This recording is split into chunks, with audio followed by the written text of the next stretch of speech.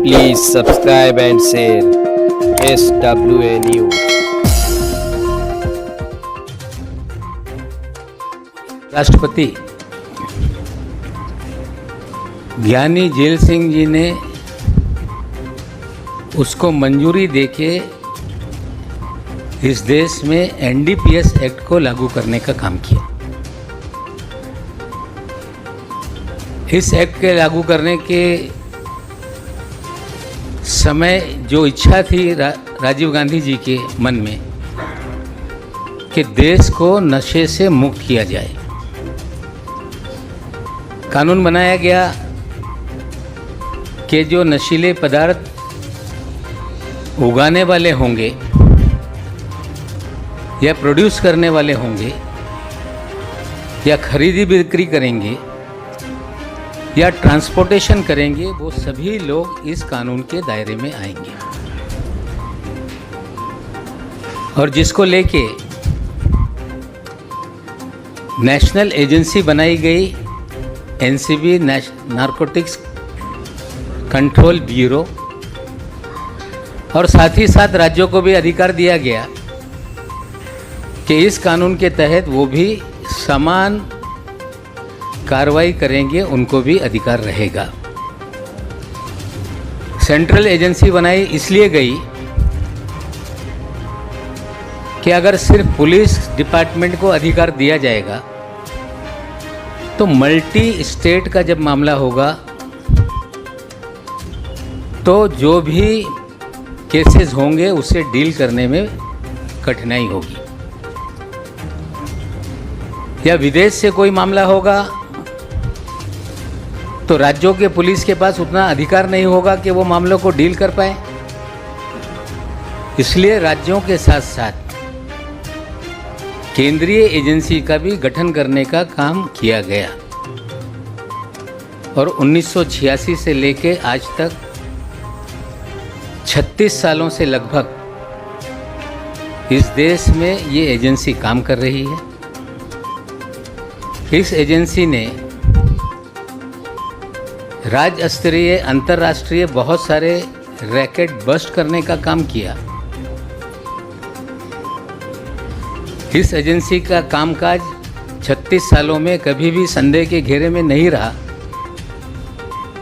और देश के सभी नागरिक, सभी जागरूक नागरिक, सभी राजनीतिक दल हमेशा इस एजेंसी का सम्मान करते रहे। और नशे की लत, नशे का कारोबार देश से खत्म हो, ये सबकी इच्छा है। महाराष्ट्र में भी, महाराष्ट्र गोवा का एक जोनल ऑफिस है जो हमारे इसी बैलेट फेयर के इलाके में है। पिछले लगभग एक साल से सारा मीडिया अपने पत्रकारों को विशेष एनसीबी के लिए डिप्यूट करके रखा हुआ है। सुशांत सिंह की हत्या के बाद जिस तरह से सुशांत सिंह का मामला, जो आत्महत्या है, हत्या कहकर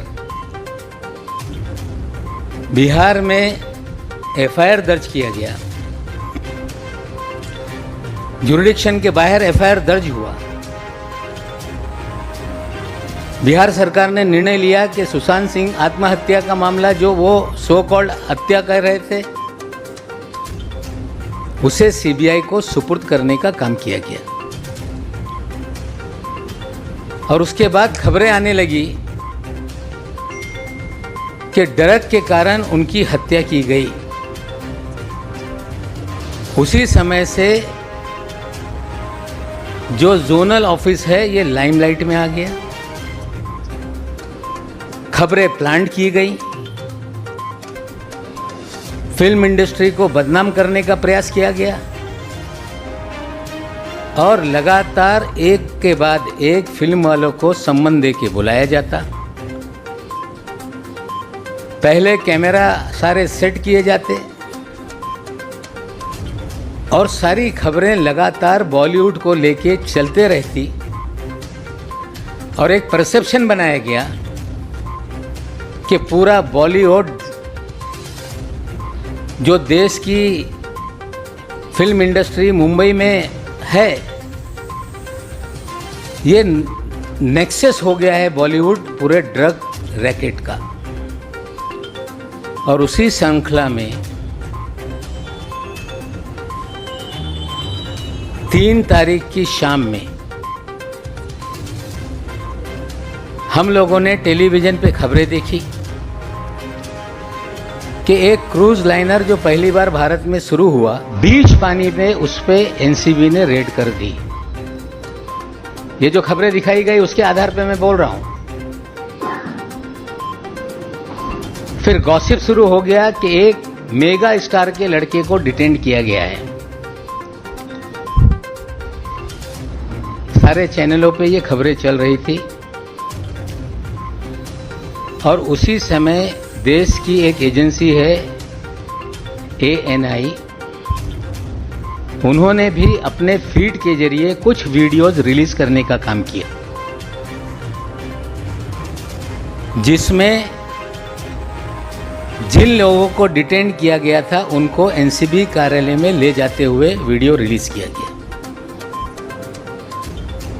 उससे पहले एक वीडियो रिलीज किया गया जिसमें जोनल डायरेक्टर ये कह रहे हैं कि हमने 8 से 10 लोगों को डिटेन किया है। मैं सबसे पहले एक वीडियो दिखा रहा हूं जिसमें शाहरुख खान के लड़के आर्यन खान को एनसीबी ऑफिस में ले जाया जा रहा है। आप लोग देखें, फिर उसकी मैं डिटेल आपको दूंगा। जो हेयरलेस आदमी है उसको लेके जा रहा है, उसको उसकी वीडियो जरा प्ले करिए, आप दिखाइए। ये एनआई की फीड है, वीडियो चलाइए, वीडियो।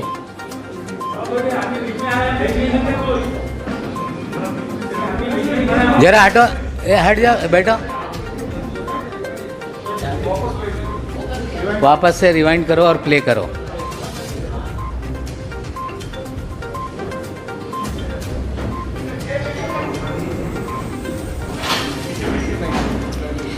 छोटा है फीड, इसका मैं आप लोगों को व्हाट्सएप के जरिए पूरी फीड आपको दे दूंगा। फिर यही व्यक्ति एक सेल्फी के साथ फोटो वायरल हुआ, जो आर्यन खान के साथ जिसका फोटो है ये वायरल हो गया। फिर ANI ने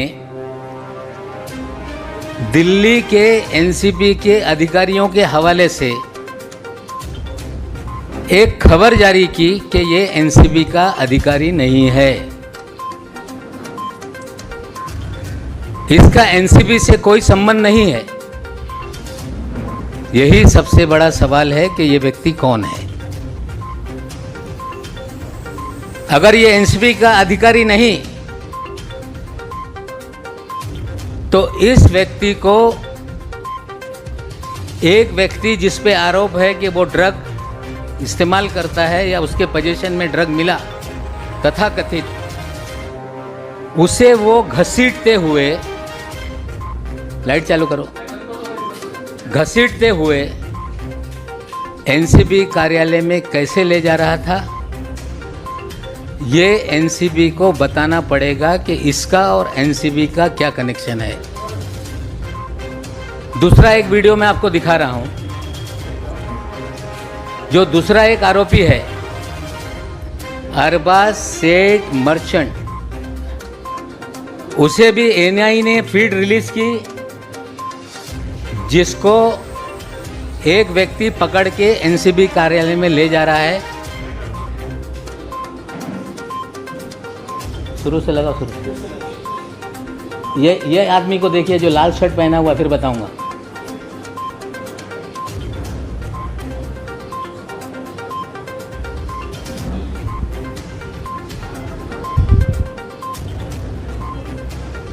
जो मरून शर्ट वाला है, मैं इसको दे देता हूं, आपको देख लेना आप लोग। दोनों फीड ये एनआईए एजेंसी ने जारी करने का काम किया है। पहले वाले से एनसीबी ने कहा कि हमारा कोई ये अधिकारी नहीं है। पहले वाले का नाम है केपी गोसावी। जो दूसरा वाला व्यक्ति है जो अरबाज को ले जा रहा है, उसका नाम है मनीष भानुशाली। ये भी एनसीबी का अधिकारी नहीं है, ये भारतीय जनता पार्टी का उपाध्यक्ष है। इसकी प्रोफाइल पे जो जो फोटो है लोगों को दिखाने का काम करो। मनीष भानुशाली का, मनीष भानुशाली और फोटो नेक्स्ट राष्ट्रीय है, मुंबई का है, ये बीजेपी बताएगी। उपाध्यक्ष लिखा हुआ है उसके प्रोफाइल पे। इन महाशय के फोटो देश के प्रधानमंत्री मोदी जी के साथ हैं। मनीष भानुशाली के फोटो अमित शाह जी के साथ हैं। मनीष भानुशाली के फोटो देवेंद्र फडणवीस के साथ हैं। मनीष भानुशाली के फोटो गुजरात के कई मंत्रियों के साथ हैं। मनीष भानुशाली के फोटो आशीष शेलार के साथ है, नड्डा साहब के साथ है, केंद्रीय मंत्री रेल राज्य मंत्री के साथ है। एनसीबी को बताना पड़ेगा कि मनीष भानुशाली लाइट के और एनसीबी के क्या रिश्ते हैं। दो हाई प्रोफाइल एक्यूज। एनसीबी ने दावा किया कि क्रूज पे हमने छापा मारा, 3 दिन तक प्लानिंग चलती रही, 26 अधिकारियों के जरिए रेड की गई और जोनल ऑफिसर ने स्टेटमेंट दिया था कि हमने 8 से 10 लोगों को डिटेन किया है। उनकी भी बाइट है, मैं आपको थोड़ी देर में दिखाता हूं। बाद में खबर आई कि 8 ही आदमी थे। एक अफसर जो पूरी तरह से रेड को मॉनिटर कर रहा है, वेग स्टेटमेंट करता है कि 8 से 10 लोग थे। या तो 10 लोग रहे होंगे, 2 लोगों को छोड़ा गया, या 8 ही लोग थे। किसी और 2 लोगों को फ्रेम करने की साजिश एनसीबी ने की थी, ये स्पष्ट हो रहा है। और कुछ चीजें हैं, पहले वो बता देता हूं, फिर चीजों को फिर विस्तार से एक्सप्लेन करता हूं। जब ये सारा मामला शनिवार रविवार को टेलीविजन पे चल रहा था, रविवार को 8:30 बजे एनसीबी ने कुछ फोटोग्राफ और एक वीडियो रिलीज किया है क्राइम रिपोर्टर्स को। यह है वो फोटो। ये सारे फोटो कई चैनल पे चलाए गए। क्लेम किया गया कि इसमें चरस है, क्लेम किया गया कि इसमें कोकीन है, और फोटो क्लेम किया गया कि इसमें कोई केमिकल की टेबलेट्स है और ये हमने सीज किया है। किसी भी रेड में सीजर करते समय उसका एक प्रोसीजर है, एनडीपीएस एक्ट में भी प्रोसीजर है। खबरें प्लांट की गई कि क्रूज से हमने पकड़ा है, लोगों के पास से हमने ये बरामद किया है। ये कोई भी मामला जो सैंपल के फोटो जारी किए गए, ये दिल्ली के एनसीबी से लोगों को जारी किया गया है। ये फोटो किसी क्रूज के नहीं है, ये फोटो किसी क्रूज टर्मिनल के नहीं है, ये फोटो जोनल डायरेक्टर के केबिन के अंदर के फोटो हैं। उसकी भी एक छोटी वीडियो आपको दिखाता हूँ। वीडियो चला, वीडियो।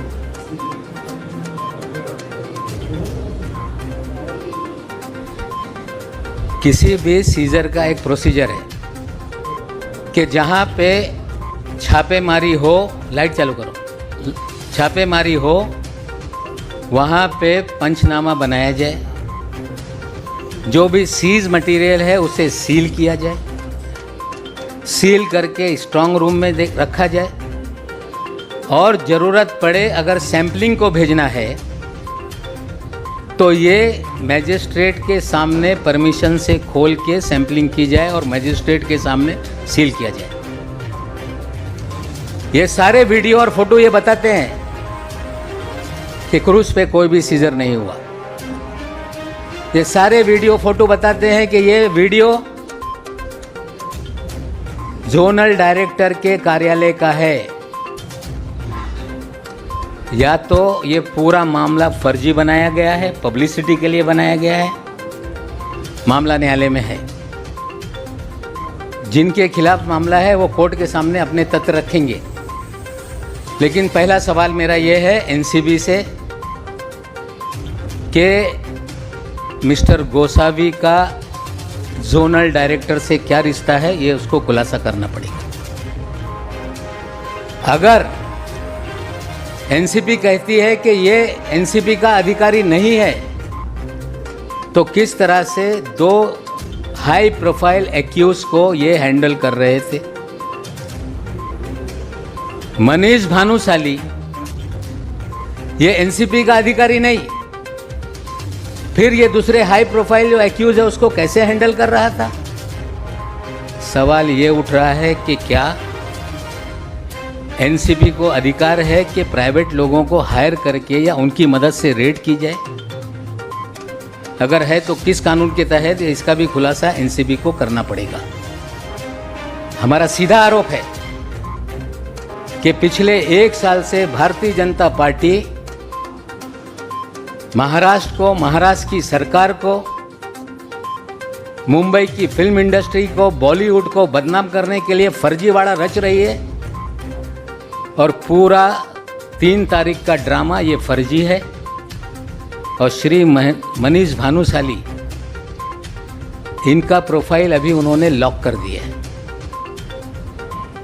कल शाम से गोसावी का प्रोफाइल लॉक है, लेकिन मनीष भानुशाली के हमने 2 दिन में उसकी जो मूवमेंट है हमने निकाली है। 21 तारीख के दिन मनीष भानुशाली ये दिल्ली में था, कुछ मंत्रियों के घर पे। 22 तारीख को मंत्रालय में गांधीनगर में ये रहा। 28 तारीख तक गांधीनगर के मंत्रालय में लगातार इसकी बैठकें होती रही। और ये 21-22 तारीख की तारीख बहुत इंपॉर्टेंट है। भानुशाली 21-22 तारीख की तारीख इसलिए इंपॉर्टेंट है कि मुंद्रा पोर्ट पे गुजरात में 3,000 करोड़ के 27,000 करोड़ मुझे पता नहीं, लेकिन एक बड़ा अफगानिस्तान से ड्रग का कंसाइनमेंट पकड़ा गया। तो मनीष भानुशाली दिल्ली में किससे मिल रहा था? मनीष भानुशाली गुजरात में किन मंत्रियों के साथ बैठा था? 28 तारीख तक मनीष भानुशाली गुजरात के मंत्रालय में क्या कर रहा था? 28 को फिर बंबई आता है, फिर 1 तारीख के दिन फिर गुजरात में मंत्रालय में जाकर राणा नाम के एक मंत्री है उनके साथ बैठक करता है, और 3 तारीख को छापेमारी में लोगों को गिरफ्तार करता है। ये सारे सवाल के जवाब हमें लगता है कि एनसीबी को देना पड़ेगा। पूरा एनसीबी का इस्तेमाल भारतीय जनता पार्टी लोगों को बदनाम करने के लिए, अपने नेताओं और कार्यकर्ताओं को छापेमारी करवाने के लिए, जो लोग उनके खिलाफ है उसका इस्तेमाल किया जा रहा है। हमने सवाल खड़े किए हैं कि मनीष भानुशाली का गुजरात ड्रग का क्या कनेक्शन है, एनसीबी बताए। भारतीय जनता पार्टी बताए कि उनका उपाध्यक्ष राष्ट्रीय उपाध्यक्ष है, जो मोदी जी का एक्सेस है, जिसे अमित शाह जी का एक्सेस है, जेपी नड्डा का एक्सेस है। और मनीष भानुशाली को कौन सी जिम्मेदारी भारतीय जनता पार्टी ने दी है, ये दोनों लोगों को खुलासा करना पड़ेगा कि एनसीबी का भानुशाली का क्या कनेक्शन है, भारतीय जनता पार्टी का भानुशाली का क्या कनेक्शन है। और जो भी पिछले 1 साल में मुंबई शहर में बैठकर एनसीबी कर रही है, सारा फर्जीवाड़ा करके लोगों को बदनाम किया जा रहा है।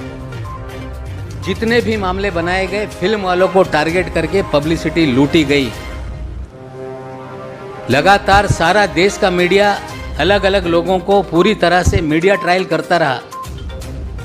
मैं उम्मीद करता हूं कि आज सवाल जो मैंने उठाए हैं ये देश की जनता के सामने जाएंगे और भारतीय जनता पार्टी का एनसीबी पे क्या प्रभाव है, एनसीबी के लोग प्राइवेट लोगों के जरिए लोगों को गिरफ्तार किस तरह से करा रहे हैं, इसका खुलासा बीजेपी और एनसीबी को करना होगा। और ये शुरुआत है, बहुत सारी चीज़ें एनसीबी को लेके हैं, समय समय पे चीज़ें मैं आपके सामने रखूँगा। और आप पत्रकारों से भी विनती करता हूँ, खास करके क्राइम रिपोर्टर से, कि कोई अधिकारी फीड कर दे वो सच है ये मानकर आप खबरें ना चलाएं। कुछ तहकीकात आपको भी करनी है कि ये सच कितना है, झूठ कितना है। ये सारा मामला 3 तारीख का फर्जीवाड़ा है। गुजरात ड्रग कनेक्शन से भी कुछ कनेक्शन है। एनसीबी भारतीय जनता पार्टी के लोगों के साथ मिलकर लोगों को गिरफ्तार कर रही है। और ये जो सारे एविडेंस है मैं आपको व्हाट्सएप के जरिए सारी चीज़ें देता हूँ। और गोसावी ये क्लेम करता है कि ये प्राइवेट डिटेक्टिव है। गोसावी क्लेम करता है कि ये कोलालमपुर में रहता है। अब इतना बड़ा सब इंटरनेशनल कनेक्शन है। हमें लगता है कि दिल्ली के एनसीबी के मुखिया जो सवाल हमने खड़ा किए हैं उसका खुलासा करेंगे। अगर खुलासा नहीं करते हैं तो और सवाल कुछ दिनों में हम उनके सामने रखने का काम करेंगे। पहले उसका जवाब ले लीजिए, बहुत इंटेलिजेंट सवाल है आपका। 13 जनवरी के दिन 12 जनवरी को रात में हमारे दामाद को एक सम्मन आया। 13 जनवरी को कॉल किया गया, सुबह 10 बजे बुलाया गया था, 9:45 बजे वो हाजिर हुए। और ऐसे सारे कैमरे लगे थे और उस समय भी खबरें प्लांट की गई। मुझसे पूछा गया कि आपका क्या रिएक्शन है। मैंने पहले दिन कहा था कि कानून से ऊपर कोई नहीं, चाहे वो मेरा दामाद हो, चाहे कोई अधिकारी हो, चाहे कोई पत्रकार हो। और देश की न्यायपालिका पे मेरा पूरा विश्वास है। आपको जानकारी दे दूं कि 10 दिन पहले न्यायालय ने उसे जमानत दी है। आप लोगों ने खबरें चलाई थी कि मंत्री का दामाद गिरफ्तार हुआ। आपकी जिम्मेदारी थी कि चार्जशीट आप देखते। आरोप लगाया गया था 200 किलो गांजा का, किसी और के पास मिला था। चार्जशीट देखिए उसमें क्या है। और जो बेल की डिबेट हुई है उसके ऑर्डर भी निकालने का प्रयास कीजिए। मैं आज उस पर कोई खुलासा करने के लिए नहीं बैठा हूँ। उस दिन भी मैंने कहा था कि देश की न्यायपालिका पे मुझे विश्वास है। मुझे विश्वास है कि इस फर्जीवाड़े में भी जिन लोगों ने कानून का दुरुपयोग किया है, अगर जो गुनहगार है, चाहे मेरा दामाद होगा, अधिकारी होगा, पत्रकार होगा, सभी लोगों को भारतीय न्याय व्यवस्था में दंडित होने का, उनको कानून के तहत जिम्मेदार हो सकते हैं। न्यायालयीन लड़ाई है और वो न्यायालयीन लड़ाई वो लोग लड़ रहे हैं। और वो सारी चीज़ें आपका भी कर्तव्य बनता है कि चार्जशीट देखें। 1 घंटा में मैं 1 घंटा बोलूँगा, 1 by 1 जरा आप रुके ना, 1 by 1। अभी देखिए कार्रवाई हो ऐसी मेरी कोई मांग नहीं। सबसे पहले जिन चीज़ों को मैंने आपके सामने रखा है कि गोसावी किस तरह से आर्यन को गिरफ्तार करके एनसीबी ऑफिस ले जा रहा था, कौन से अधिकार के तहत, इसका खुलासा एनसीबी करे। भानुशाली अरबाज को गिरफ्तार करके ले जा रहा था, कौन से अधिकार के तहत, एनसीबी इसका खुलासा करे। और बीजेपी के नेताओं को क्या एनडीपीएस एक्ट के सारे जो कानून के इम्प्लीमेंट करने के अधिकार है, क्या उन्हें दे दिए गए हैं, इसका खुलासा एनसीबी करे। आगे सेल हो गया, फिर दूसरे दिन जब शिप वापस आई तो फिर से एक बार वेट हुई, तो फिर ऐसा क्यों? फोटो बनाए गए जो कि प्रोसीजर ऑफ सीजर के तहत अगर किसी जगह पे रेड होती है तो वहीं पंचनामा किया जाता है। कोई पंचनामा वहाँ नहीं हुआ, कोई माल नहीं मिला। फ्रेम करने के लिए फर्जीवाड़ा रचने का काम एनसीबी ने किया है। भारत सरकार के आपकी जिम्मेदारी नहीं होगी इस मामले की भी जांच का ऑर्डर आप कम से कम करें ताकि अगर बेगुनाह फंसाया जाए तो उसको साथ इंसाफ। देखिए मिस्टर गोसावी जो है ये बहुत बड़ा फ्रॉड है। गोसावी के ऊपर पूना मिरर की खबर है 2018 में मुकदमा दर्ज है फ्रॉडुलेंस का। गोसावी ने अपने स्टेटस पे वानखेड़े के साथ जो फोटो थी उसे हटा दिया है। रविवार के दिन डिनाइल के बाद बहुत सारे स्टेटस बदले गए हैं। निश्चित रूप से एनसीबी खुलासा नहीं करेगी। तो प्राइवेट लोग लोगों को किस तरह से गिरफ्तार कर रहे हैं, जांच का विषय है। देखते हैं एनसीबी क्या करती है। निश्चित रूप से अगर कोई लोग उगाही करने के लिए प्राइवेट लोग हाई प्रोफाइल लोगों को गिरफ्तार करेंगे, पकड़ के ले जाएंगे, तो किस अधिकार में है एनसीबी बताए। नहीं होगा तो निश्चित रूप से जांच करके जो गुनहगार होगा कार्रवाई होगी। मुंबई पुलिस हो, जितनी मदद मांगेगी एनसीबी, 1000 की बटालियन हम भेजने के लिए तैयार हैं। लेकिन गोसावी और भानुशाली को किस के अधिकार में बुलाया गया, इस सवाल को मैं पूछ रहा हूँ, इसका खुलासा हम चाहते हैं। देखिए, जितनी मेरी जानकारी है, सबसे मूल बेसिक सवाल है कि भानुशाली और गोसावी किस कैपेसिटी में लोगों को गिरफ्तार करके ले जा रहे थे, ये मेरा बेसिक सवाल है। और दूसरा बेसिक सवाल है कि जो सीजर बताया गया वो सारे फोटोग्राफ एनसीबी कार्यालय में उतारे गए कि या प्रोसीजर में सही है। अगर क्रूज पे या टर्मिनस पे सीजर हुआ है तो वहाँ का पंचनामा कहाँ है। ये सारे चीज़ों को हमने सवाल खड़ा किए हैं। इसका खुलासा एनसीबी को करना पड़ेगा। अबे जरा सुनिए, 3 तारीख के दिन खबरें चली, 4 तारीख के दिन पेशी हुई और कुछ चीज़ों को ढूंढने में कोई हम लोग आईबी, एनआईए, सीबीआई कोई अथॉरिटी नहीं है। कुछ लोगों ने जब डिनाइल हुआ ये गोसावी एनसीबी का अधिकारी नहीं, तो हमारे कुछ लोगों ने बहुत सारी चीज़ें जुटाई और जुटाने के बाद आज 6 तारीख है, 2 दिन में हमने खुलासा किया। खुलासा 4 साल के बाद भी हो सकता है। सवाल इम्पॉर्टेंट है, 2 दिन बाद क्यों किया, जानकारी मिलेगी तब हम खुलासा करेंगे। अभी बहुत सारे खुलासे धीरे धीरे होंगे और उसका भी जवाब आपको एनसीबी से लेना होगा। नहीं, मैंने ऑफ द रिकॉर्ड नहीं, we are always telling on the record. हम कभी भी ऑफ रिकॉर्ड कोई खबर प्लान नहीं करते। जो ऑफ द रिकॉर्ड खबर प्लान करता है उनसे जाके पूछिए।